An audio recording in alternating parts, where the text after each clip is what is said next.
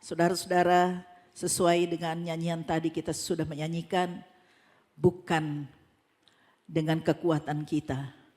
Kalau Tuhan tidak menyertai kita, maka belum tentu kita ada saat ini. Kalau bukan Tuhan yang membangun rumah, sia-sia orang yang membangunnya.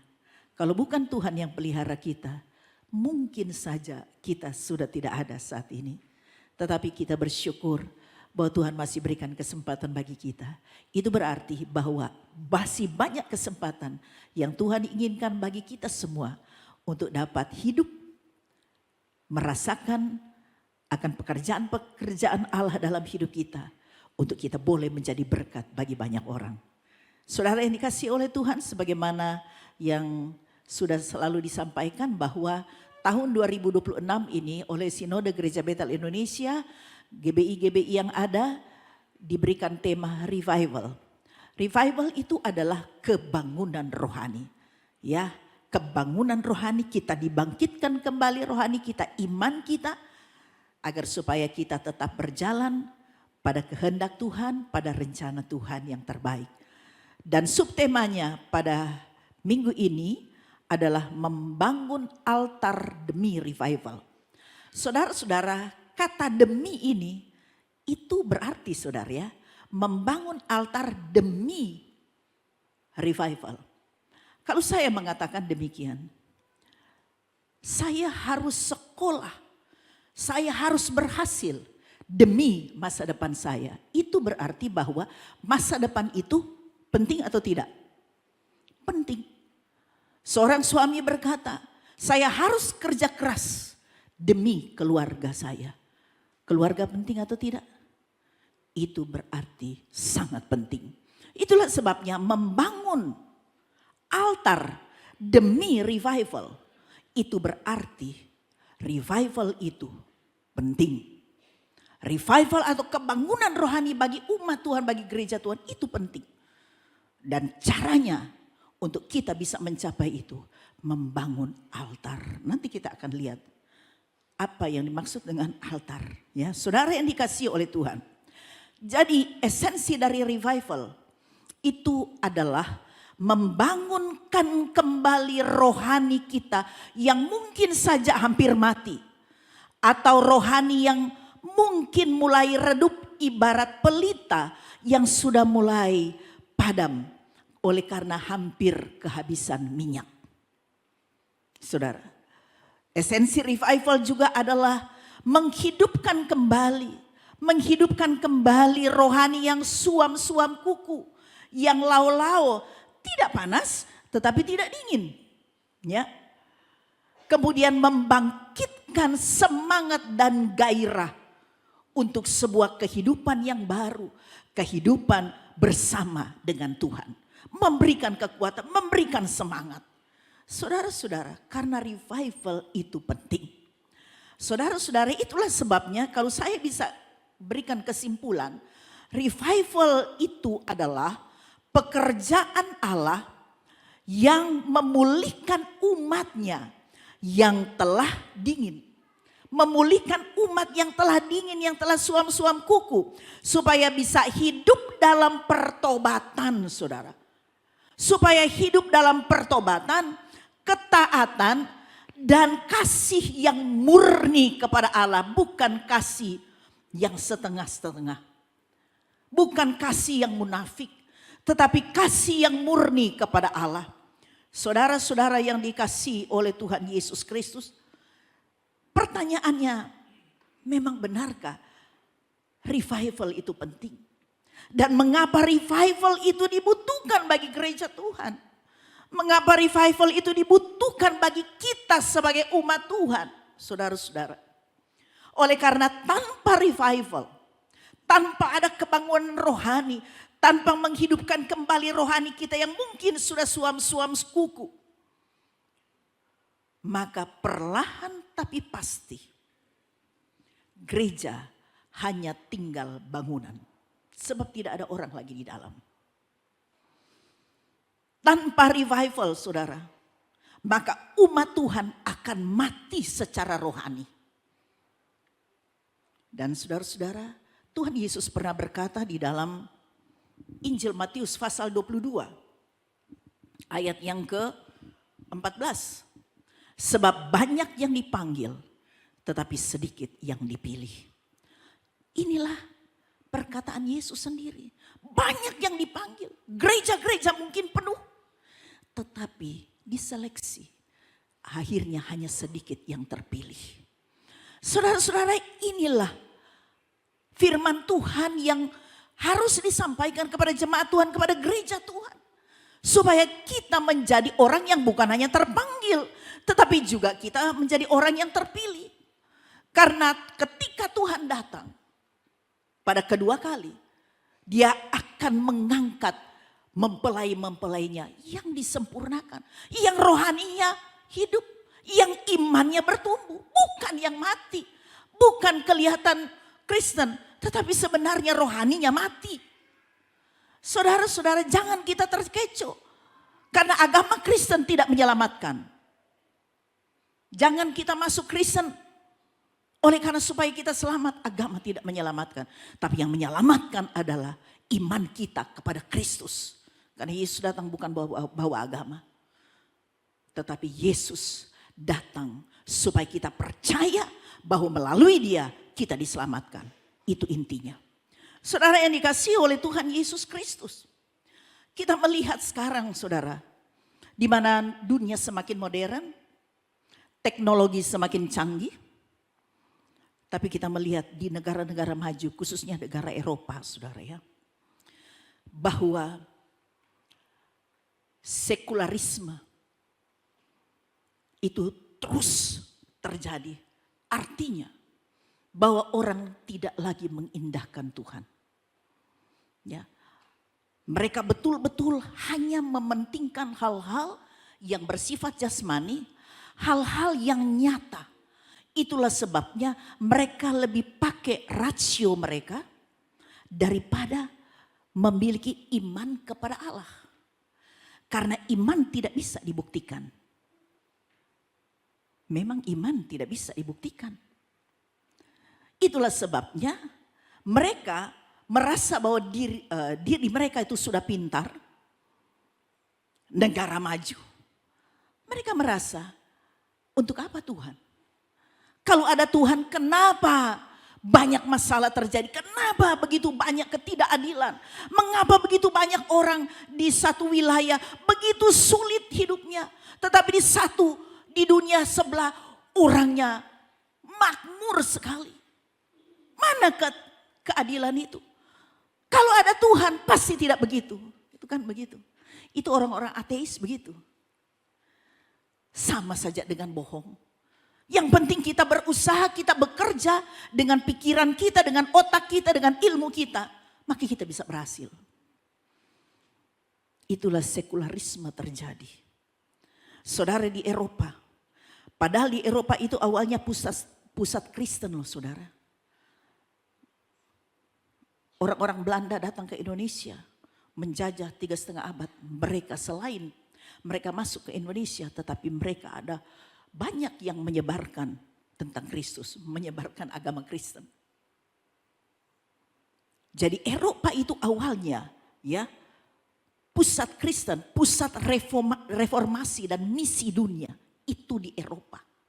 Saudara-saudara, tetapi pada saat ini benua Eropa sudah disebut benua pasca Kristen. Benua post-Christian. Saudara, karena sebagian besar lagi orang sudah tidak percaya Tuhan. Inggris, Perancis, Jerman, dan negara-negara Skandinavia. Saudara, terbukti gereja-gereja mewah, gereja-gereja yang besar. Awalnya tuh dibangun luar biasa. Tetapi sekarang sudah tidak ada orang. Gereja kosong, kalaupun ada, hanya tinggal orang-orang tua. Karena dianggap orang-orang tua mulai dari dulu mati. Apakah betul orang-orang tua lebih dulu mati? Belum tentu saudara. Belum tentu. Nah saudara-saudara, itu pikiran akal manusia. Jadi cuma orang-orang tua yang hadir. Itulah sebabnya banyak gereja-gereja mewah yang kosong. Gereja-gereja megah akhirnya dijual dan kemudian dialihfungsikan saudara-saudara. Menjadi apa? Menjadi kafe, menjadi perpustakaan, klub-klub malam, tempat olahraga, anak-anak bermain skateboard. Saudara, seperti itu, ini gereja mewah loh saudara. Gereja-gereja luar biasa megah, interiornya, wih hebat. Tetapi sudah beralih fungsi. Kenapa? Karena tidak terjadi revival. Orang hidup sekularisme. Lebih mementingkan otak mereka, rasio mereka, akal mereka. Sehingga iman tidak diperlukan. Saudara-saudara, itulah sebabnya ada banyak orang-orang yang ada di Eropa. Sebenarnya bukan cuma di Eropa. Amerika juga mulai saudara. Bahkan di Australia. Saudara-saudara. Sudah banyak yang tidak lagi percaya Tuhan. Menjadi ateis, menjadi agnostik. Agnostik itu ya artinya mereka ya kalau Tuhan ada ya sudah. Tuhan tidak mau campur kehidupan manusia. Kita yang harus berusaha sendiri. Kalau ateis memang tidak sungguh-sungguh tidak percaya Tuhan. Agnostik dia cuek, mau ada Tuhan kayak tidak, pusing amat. Begitu. Saudara-saudara yang dikasihi oleh Tuhan. Bagaimana negara Amerika? Amerika pencetus adanya di mata uang mereka tertulis in God we trust. Kepada Allah, kepada Tuhan kami percaya. Itu disponsori oleh hamba-hamba Tuhan sekitar tahun 1864. Itu waktu perang dingin. Saudara-saudara, kemudian para orang-orang percaya bersepakat supaya mereka menjadikan Tuhan itu di atas segalanya. Supaya ada ketergantungan bangsa Amerika kepada Tuhan. Sebab hanya Tuhan yang pasti akan menolong Amerika. Itulah sebenarnya dicetak di 2 sen dulu itu ya. Mata uang mereka masih bentuk logam. Ditulis di situ, in God we trust. Kemudian terus berjalan masih dan kemudian di tahun 1956 ya. Tulisan itu dijadikan resmi secara dijadikan semboyan atau moto dari bangsa Amerika 1956. Tetapi sekarang saudara-saudara, saudara tahu di dalam 2 dekade terakhir ya. Artinya 20 tahun terakhir ini saudara-saudara, maka gereja-gereja atau orang-orang Kristen itu mulai menurun. Kehadiran orang-orang percaya di gereja sudah sangat mulai menurun. Ya, 2 dekade, kurang lebih 20 tahun terakhir ini. Saudara-saudara, banyak juga yang sudah menjadi ateis. Tapi ya puji Tuhan, kayaknya Presiden Donald Trump itu masih sungguh percaya kepada Tuhan. Nah saudara-saudara yang dikasihi oleh Tuhan Yesus Kristus. Mereka terlihat secara formalitas mungkin masih beragama Kristen. Tetapi sebenarnya itu hanya menjadi aksesoris belaka. Tetapi komitmen hidup sebagai orang yang memprioritaskan Tuhan di atas segala-galanya itu sudah tidak ada. Mereka memprioritaskan materi. Tuhan yang mereka tulis di mata uang mereka sekarang itu bukan Tuhan yang mereka kenal sebelumnya. Tetapi sudah menjadi Tuhan baru. Tuhan baru mereka adalah mamon. Itu adalah materi dan kesuksesan secara pribadi. Saudara yang dikasihi oleh Tuhan. Karena kemajuan zaman. Karena teknologi, karena kepintaran. Orang sudah tidak peduli lagi dengan Tuhan. Orang tidak percaya adanya Tuhan. Mari kita dengar. Ada seorang yang namanya Sir John Templeton. Ya, saudara-saudara, dia lahir 1912 dan kemudian meninggal 2008. Berarti dia masih baru saudara ya. Belum terlalu lama. Dia adalah seorang investor terbesar di abad ke-20. Investor terbesar, salah satu investor terbesar di abad ke-20. Dia adalah seorang yang cerdas. Dia lulusan 2 universitas ternama sampai sekarang. Di Yale University di Amerika dan di Oxford University di Inggris. Saudara, dia orang yang cerdas. Tetapi dia juga dikenal sebagai seorang miliarder yang berlutut dan seorang pencari Tuhan yang rendah hati. Saudara, senangnya dia punya hobi, dia mau mempelajari bagaimana hubungan sains atau ilmu pengetahuan dengan agama. Dia mempelajari itu, saudara. Dan itulah sebabnya dia begitu yakin dengan keyakinannya, kepercayaannya kepada Tuhan. Itulah sebabnya dia selalu memulai bisnis barunya itu diawali dengan doa. Saudara, adakah kita seperti ini? Membuka sesuatu usaha dengan doa. Dia dikenal seorang miliarder yang berlutut dan seorang pencari Tuhan yang rendah hati. Itulah sebabnya ada kata-kata bijaknya. Dia berkata, semakin seseorang pintar, seharusnya ia semakin takjub kepada Tuhan. Tetapi sekarang sebaliknya, semakin pintar semakin sombong, semakin kaya semakin angkuh, semakin tidak peduli dengan Tuhan. Waktu puasa raya pada tahun lalu, saudara, ya kita sharing. Dan saya pernah menceritakan saya sementara ber-WA Ria dengan ada seorang, sebenarnya dia mantan staf saya. Kemudian dia pindah, ditarik di dinas kesehatan ya provinsi. Dia berkarir di situ karena dia mungkin ya beragama lain, naik. Dan dia sudah pensiun. Dan dia yang lebih dulu sama saya, dia pancing saya. Karena dia juga aktif di media sosial, dia lihat juga saya. Kan pernah kita ketemu juga pada waktu jalan di wali kota. Saya lagi dengan suami lagi jalan pagi, ketemu dengan dia. Dia ngomong-ngomong sama saya.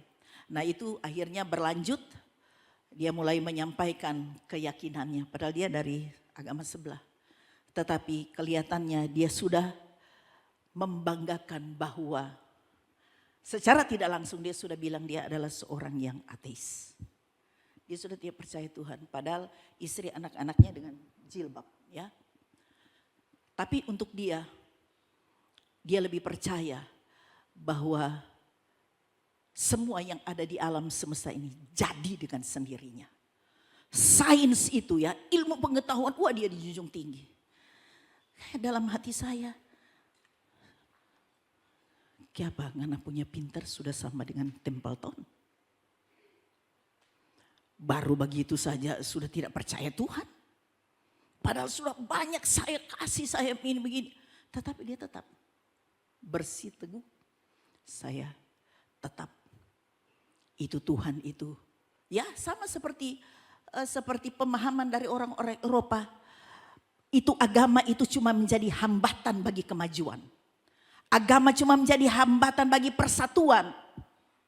Ya memanglah kalau memang agama itu dimasukkan di politik, ya bisa begitu. Lihat saja negara kita. Terkotak-kotak. Itu yang salah.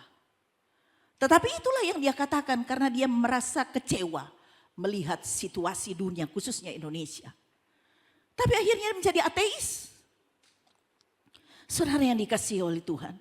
Tetapi Sir John Templeton seorang yang cerdas, seorang miliarder, tapi dia berkata semakin seseorang pintar, seharusnya ia semakin takjub kepada Tuhan. Saudara-saudara, saya pun ketika merenungkan membaca soal firman Tuhan, saya takjub kepada Tuhan yang saya percayai. Semua terjadi bukan secara kebetulan. Saudara yang dikasihi oleh Tuhan Yesus Kristus. Dan ini terjadi juga di Amerika. Sampai sekarang mata uang mereka tetap tertulis in God we trust, kepada Tuhan kami percaya.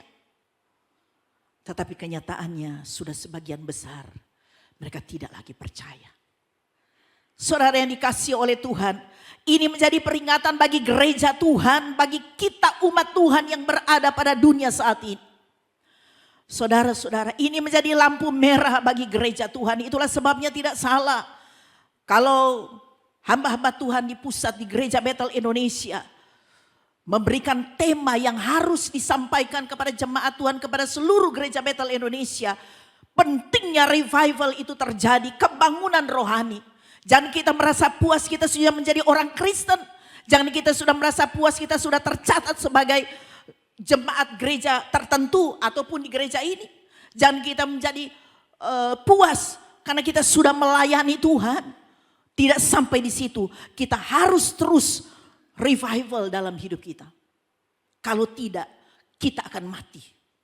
Lambat tapi pasti. Saudara yang dikasihi oleh Tuhan Yesus, bagian yang kedua saya mau katakan bahwa ini peringatan bagi gereja Tuhan. Saudara-saudara yang dikasihi oleh Tuhan, sekalipun terlihat di Indonesia gereja itu masih ramai, gereja masih banyak yang besar, dipenuhi dengan jiwa-jiwa. Bahkan juga ada di Amerika juga ya, di luar negeri. Bahkan ada gereja yang sampai puluhan ribu orang. Sekalipun seperti itu saudara, tetapi ada ancaman yang besar saat-saat ini. Yaitu apa? Suam-suam kuku. Yang kedua, kehilangan kasih yang mula-mula. Saudara-saudara yang dikasihi oleh Tuhan, tanpa kita sadari, kalau kita sudah merasa nyaman, kita sudah merasa puas dengan keberadaan kita sebagai orang Kristen, sudah menjadi anggota di salah satu gereja, termasuk juga saudara yang beranggota di sini, ada KAJ di sini. Kita hanya merasa puas dengan itu. Tetapi kalau kita tidak mengalami revival kebangunan rohani, lambat tapi pasti rohani kita akan mati.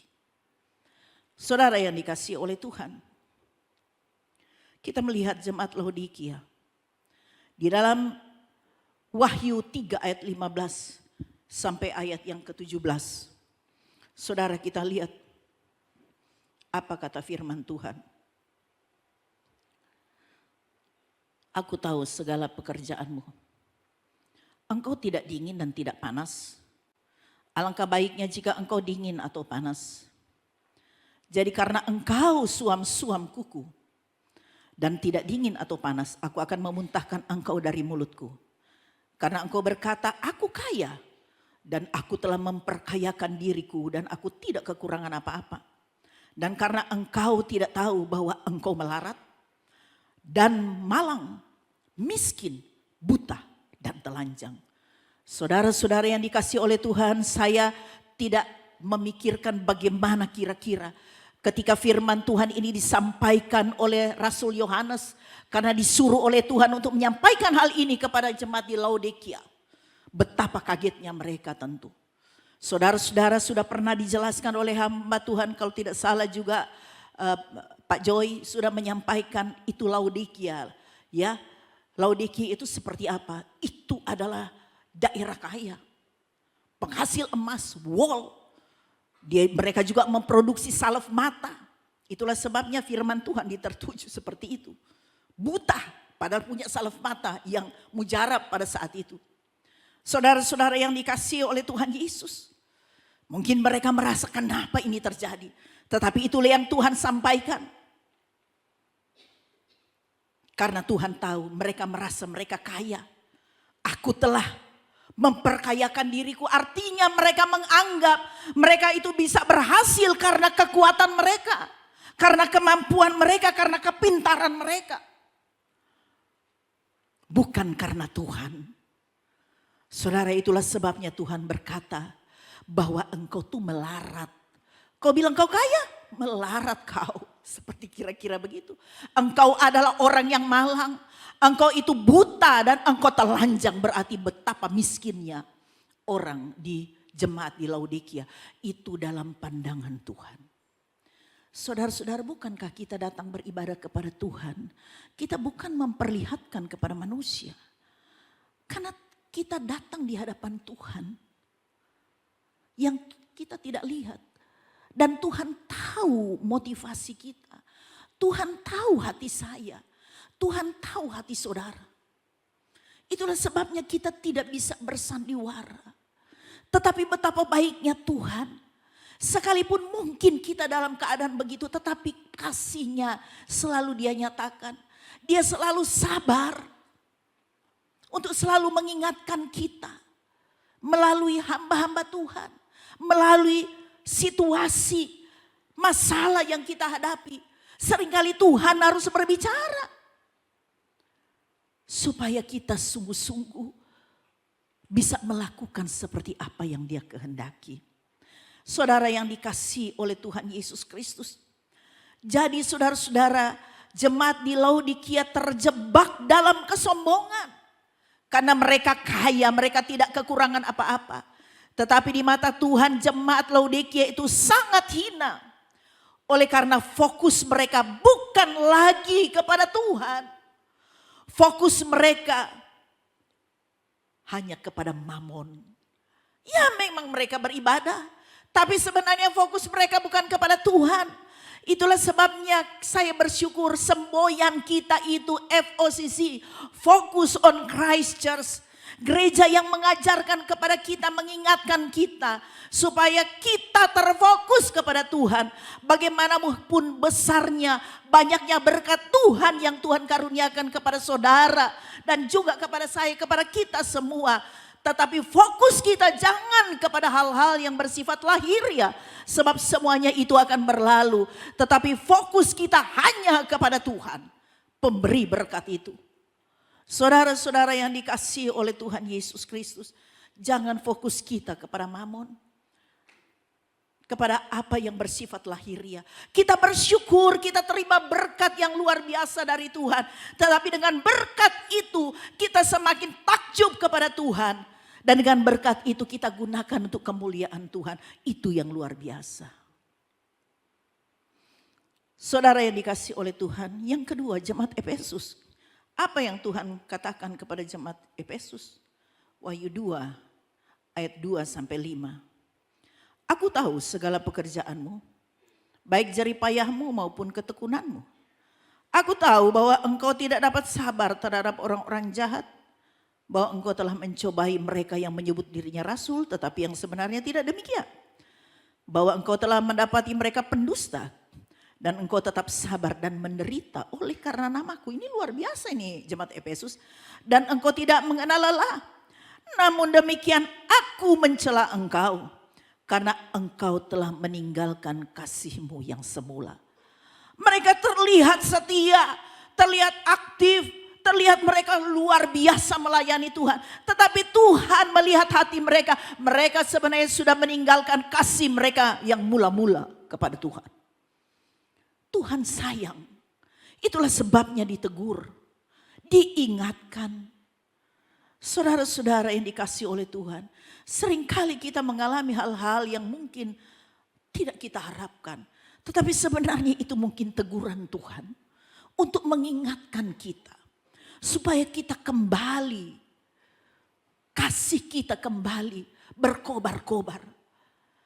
Sebenarnya kita sudah tidak terfokus kepada Dia. Kita hanya terfokus bersyukur, berterima kasih. Waduh saya diberkati, waduh saya sudah punya ini. Tetapi hati kita sudah tidak terfokus. Siapa pemberi berkat itu? Saudara yang dikasihi oleh Tuhan Yesus Kristus. Dan orang yang meninggalkan kasih yang mula-mula. Tuhan berkata, betapa dalamnya engkau jatuh.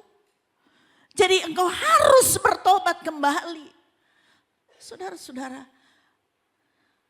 kita kan tidak menyadari, saudara. Tidak menyadari seringkali kita juga seperti itu. Seperti jemaat di Laodikia, seperti jemaat di Efesus. Kita pikir kita sudah melakukan banyak hal. Saya sudah melakukan banyak hal. Tetapi sebenarnya kita sudah kehilangan kasih kita yang mula-mula. Nah saudara-saudara. Firman Tuhan bilang kalau kita tidak kembali pada kasih yang mula-mula. Aku akan datang kepadamu dan aku akan mengambil kekidianmu dari tempatnya. Jikalau engkau tidak bertobat. Apa yang Tuhan sudah berikan bagi kita itu bisa diambil kembali. Itulah sebabnya perlu revival dalam kehidupan saudara dan juga saya. Ini bukan juga untuk jemaat, tetapi ini untuk kita yang sering berkhotbah. Hamba-hamba Tuhan. Semuanya. Karena saya katakan tadi, kalau kita tidak memperhatikan firman Tuhan, maka kita merasa kita baik-baik saja. Padahal kita sedang terus menurun. Dan gereja hanya tinggal bangunan. Mungkin turunan kita kedua, ketiga, keempat. Ya. Sama seperti gereja jemaat, 7 jemaat yang ada di Turki. Mana sekarang? Tinggal puing-puing. Mana tuh gereja yang ada di Turki juga yang besar itu, gereja Katolik Basilika. Sudah beralih fungsi, padahal itu luar biasa. Saudara, kita tidak tahu kapan ke depannya. Kita tidak tahu juga generasi kita ke depan. Apakah menjadi ateis atau agnostik? Dan itu sangat disayangkan. Itulah sebabnya dari sekarang kita sebagai orang tua, anak-anak muda, mari kita persiapkan selalu membuka hati untuk selalu dijamah oleh Tuhan. Saudara yang dikasihi oleh Tuhan Yesus Kristus. Seringkali saudara-saudara, kita merasa, wah kita ini sudah cukup puas. Kita sudah melayani, kita sudah menjadi anggota gereja, saudara-saudara. Tetapi sebenarnya, seperti saya katakan tadi, kita kehilangan kasih. Ibarat suami istri yang selalu terlihat bersama, orang lain bilang, wih itu suami istri. Wih HP harmonis yo, padahal dorang tidak tahu di rumah dorang tidak baku bicara. Satu tidur di kamar A, satu tidur di kamar B. Ini kan terjadi banyak kali saudara-saudara. Ya kita juga hamba Tuhan mesti koneksi saudara ya. Terlihat wih terpukau. Tetapi di rumah saudara kita jauh. Sudah tidak baku bicara lagi. Satu tidur di tempat lain, satu tidur di tempat yang lain.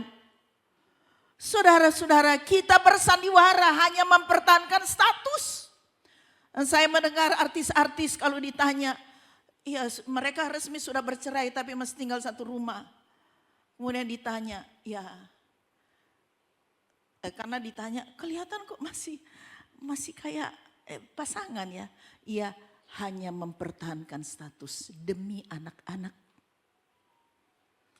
Saudara-saudara yang dikasihi oleh Tuhan.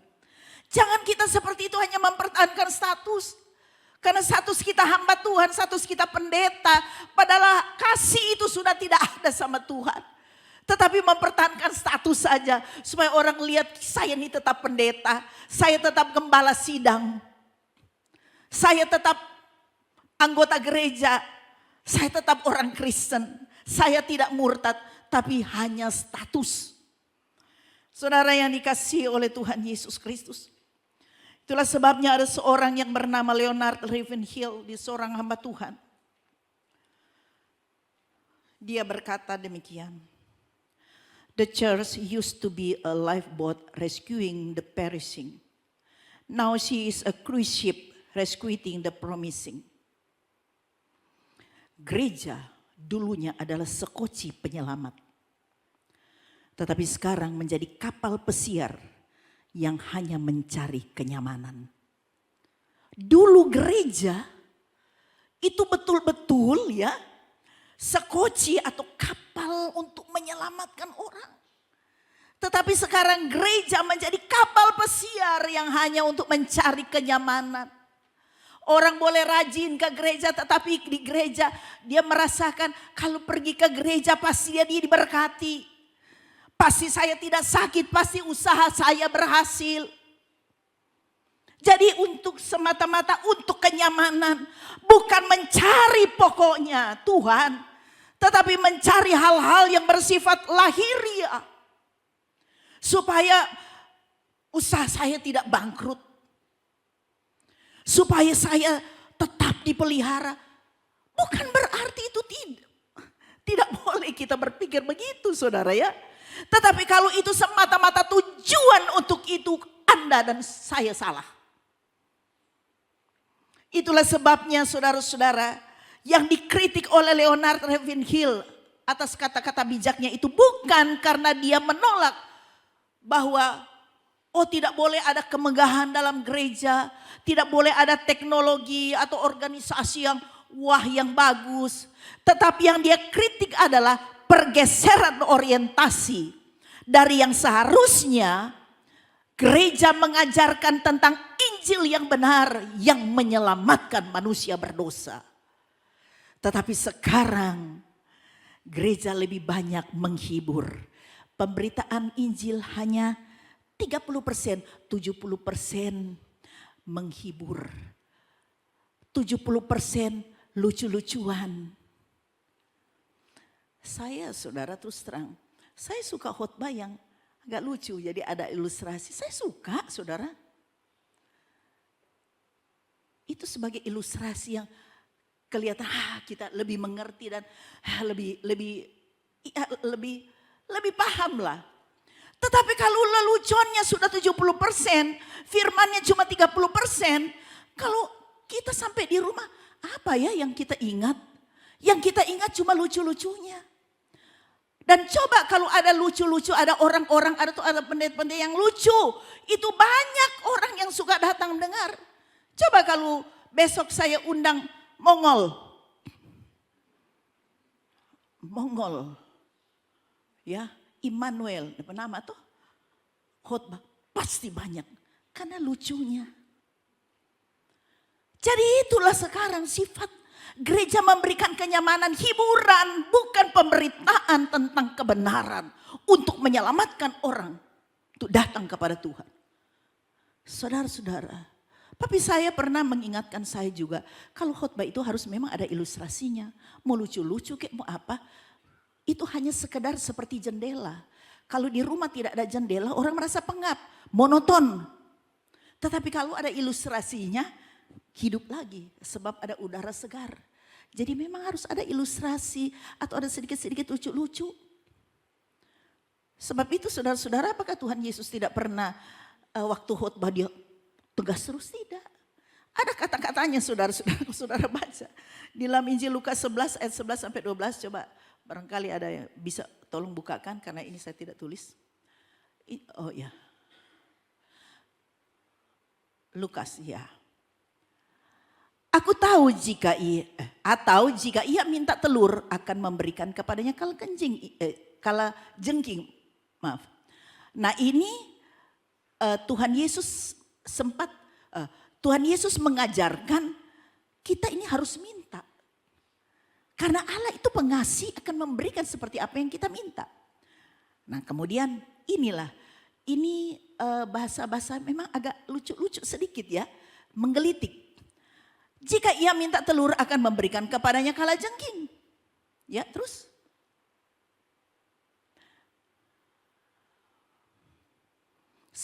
Ya, coba ayat 11-nya.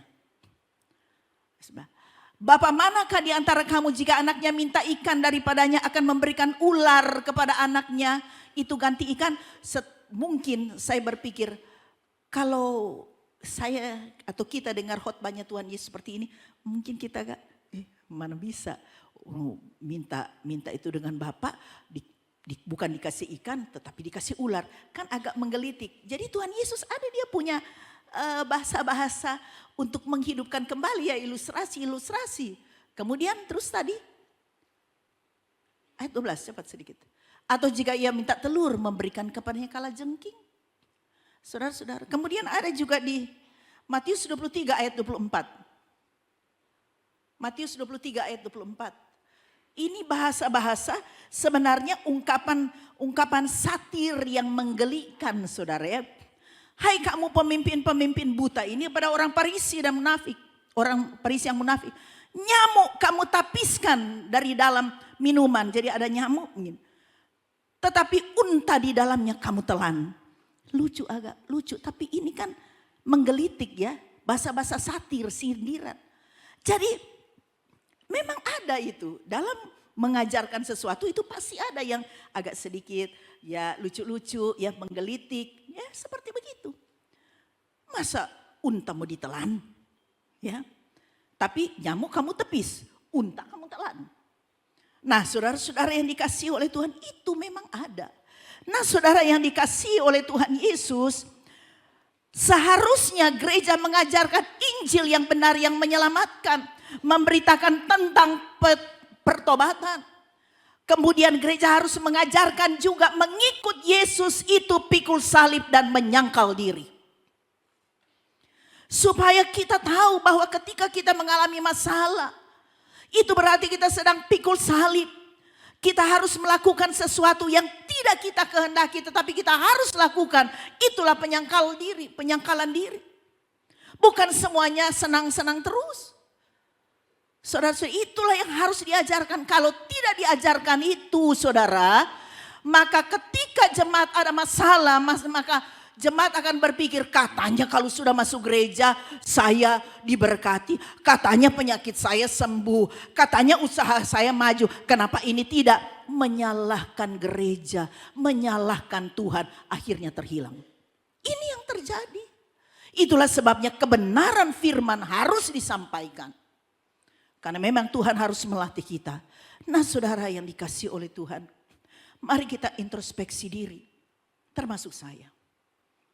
Sampai sejauh mana kita di hadapan Tuhan. Itu sebabnya perlu revival. Secara singkat saja saudara, bagian yang ketiga, itulah sebabnya kita perlu membangun altar demi terjadinya revival. Membangun altar. Kapan membangun altar dan berapa lama? Kapan? Setiap hari. Berapa lama? Seterusnya. Sampai Tuhan panggil kita, sampai Tuhan datang kembali. Saudara-saudara, 2 Tawari 7 ayat 14. 2 Tawari 7 ayat 14. Dan umatku yang atasnya namaku disebut, merendahkan diri, berdoa dan mencari wajahku, lalu berbalik dari jalan-jalan yang jahat, maka aku akan mendengar dari sorga dan mengampuni dosa mereka serta memulihkan negeri mereka. Saudara-saudara, merendahkan diri itu berarti ketika kita datang kepada Tuhan, kita mengakui Tuhan, Engkau di atas segalanya. Merendahkan diri itu berarti kita punya ketergantungan mutlak kepada Tuhan, bukan setengah-setengah. Merendahkan diri di hadapan Tuhan itu berarti kita menyadari siapa diri kita. Sehingga ketika kita membangun altar itu, kita menaruh ego kita di bawah kaki raja di atas segala raja.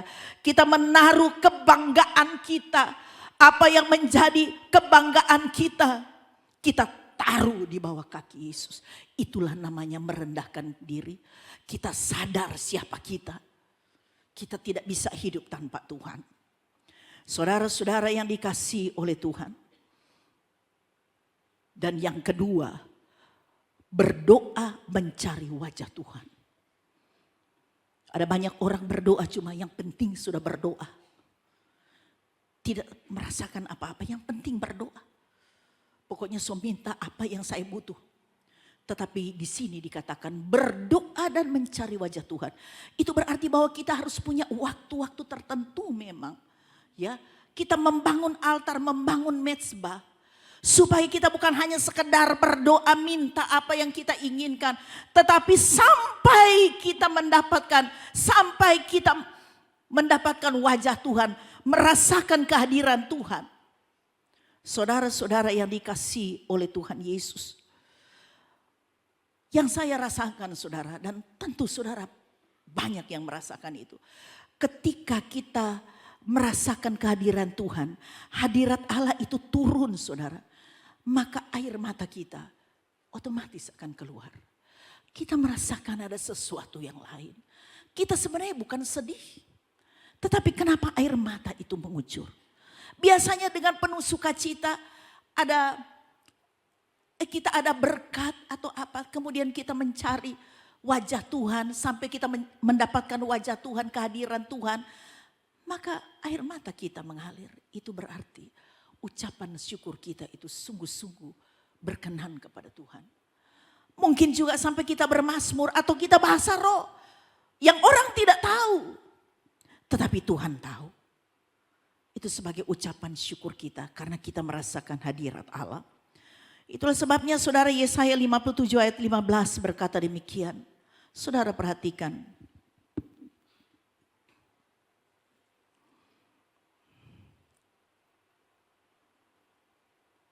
Sebab beginilah firman yang maha tinggi dan yang maha mulia, yang bersemayam untuk selamanya dan yang maha kudus namanya. Aku bersemayam di tempat tinggi dan di tempat kudus, tetapi juga bersama-sama orang yang remuk dan rendah hati, untuk menghidupkan semangat orang yang rendah hati dan untuk menghidupkan hati orang-orang yang remuk. Ketika Allah hadir, inilah yang terjadi, menghidupkan semangat, menghidupkan hati orang yang remuk. Itu sebabnya kita rasakan ada perubahan, ada kekuatan baru, ada damai sejahtera. Karena itu Mazmur Daud berkata, hanya dekat dengan Allah saja aku tenang. Saudara-saudara, mencari ketenangan dunia, kita boleh mungkin tenang, tapi pulang datang lebih hebat lagi. Apa yang kita menjadi pikiran kita datang lagi. Serahkan itu di bawah kaki Tuhan. Cari wajah Tuhan sampai kita rasakan kehadiran Tuhan. Itulah sebabnya berdoa kita di gereja, di rumah pun. Saya suami istri itu memuji, menyembah Tuhan lebih dahulu. Kita mempersiapkan hati kita sungguh-sungguh supaya kehadiran Tuhan dapat kita rasakan. Itulah sebabnya firman Tuhan Ibu Lydia waktu minggu lalu, saudara-saudara, ya, pada waktu Israel berperang, maka raja menempatkan pemuji di depan. Ketika pemuji itu memuji memuliakan Tuhan, jatuh semua musuh-musuhnya, tidak usah perang. Allah yang berperang ganti mereka. Waktu juga Pak Erik malamnya menyampaikan Paulus dan Silas. Tengah malam yang harusnya mereka istirahat, tetapi mereka memuji menyembah Tuhan dengan luar biasa sehingga bergetar seperti gempa bumi. Nah, saudara, belenggu mereka terbuka dan orang-orang di penjara kagum sehingga kepala penjara itu bisa bertobat dan seluruh keluarganya. Ketika revival terjadi, ada kuasa Allah turun, hidup kita akan menjadi berkat bagi banyak orang. Saudara, revival harus terjadi dalam kehidupan saudara dan juga kehidupan saya. Saudara yang dikasihi oleh Tuhan. Dan saudara berbalik dari jalannya yang jahat. Ya, setelah kita berdoa kepada Tuhan, kita harus akui Tuhan ampuni. Saya sudah melakukan hal yang tidak baik. Saya akan melakukan apa yang benar di hadapan Tuhan. Mampukan saya Tuhan. Saudara-saudara, itulah sebabnya membangun altar harus setiap hari. Apakah kita bisa menjamin bahwa kita ini tidak berdosa tiap hari? Mungkin juga dalam gereja kita berdosa. Mungkin saudara bertanya, dosa apa yang saya buat? Saya lagi duduk dengarkan firman Tuhan. Tetapi ingat saudara-saudara, hukum yang Yesus katakan itu lebih tinggi dari hukum Taurat. Hukum Taurat berkata, mata ganti mata, gigi ganti gigi. Artinya kejahatan harus dibalas dengan kejahatan. Tetapi hukum Tuhan, balaslah kejahatan dengan kebaikan. Itu hukum Tuhan. Hukum Yesus itu naik satu tingkat. Di perjanjian lama, hukum Taurat mengatakan orang yang berzina harus dilontari sampai mati. Tetapi hukum Kristus apa? Orang yang melakukan, memandang orang yang bukan istrinya atau suaminya, kemudian dia mengingininya, berzina. Saudara, mari kita koreksi. Apakah kita tidak pernah berdosa dalam pikiran kita? Di perjanjian lama hukum Taurat, membunuh itu harus ada tindakan nyata. Kita bunuh orang. Tetapi hukum Kristus, siapa yang tidak mengasihi saudaranya, dia adalah seorang pembunuh. Saudara, hukum Kristus itu tinggi. Itulah sebabnya kita perlu membangun altar tiap hari. Harus membangun altar. Harus ada mezbah. Supaya kita selalu dipulihkan dan revival itu akan terus terjadi. Kita tidak akan pernah mati secara rohani. Dan ketika Yesus datang kapan saja, ketika Tuhan panggil kita kapan saja, maka kita akan bersama-sama dengan Dia. Sebab kita menjadi orang yang siap. Saudara-saudara, kesimpulannya saya mau mengatakan demikian. Membangun altar setiap hari berarti kita sedang menjaga hati kita. Amsal 4 ayat 23. Firman Tuhan mengatakan, jagalah hatimu dengan segala kewaspadaan, Karena dari situlah, maaf saudara ya.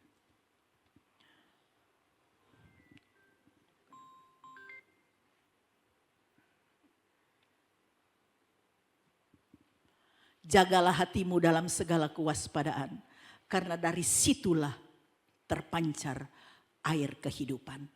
Saudara-saudara, membangun altar setiap hari berarti kita sedang menjaga hati kita. Saudara-saudara, hati kita ibarat runway atau landasan pacu bagi pesawat yang akan mendarat. Hati saudara, hati saya ibarat runway. Pesawat sehebat apapun, pesawat sebesar dan secanggih apapun, tidak akan mungkin dia bisa landing di runway yang banyak kerikilnya situ, banyak batunya, atau banyak sampahnya. Tidak mungkin. Dia tidak mau. Sebab itu berbahaya. Begitu juga hati kita bagaikan landasan. Ya, landasan pacu atau runway bagi kehadiran Tuhan. Kehadiran Tuhan tidak akan mungkin kalau kita menyimpan kepahitan. Kita ada iri hati. Kita benci kepada sesuatu. Tidak mungkin Allah hadir. Itulah sebabnya kita harus selalu menjaga hati kita. Dengan selalu membangun hubungan dengan Tuhan. Membangun altar demi revival. Kiranya Tuhan memberkati kita semua. Tuhan berikan kemampuan bagi kita untuk melakukan kebenaran firman Tuhan.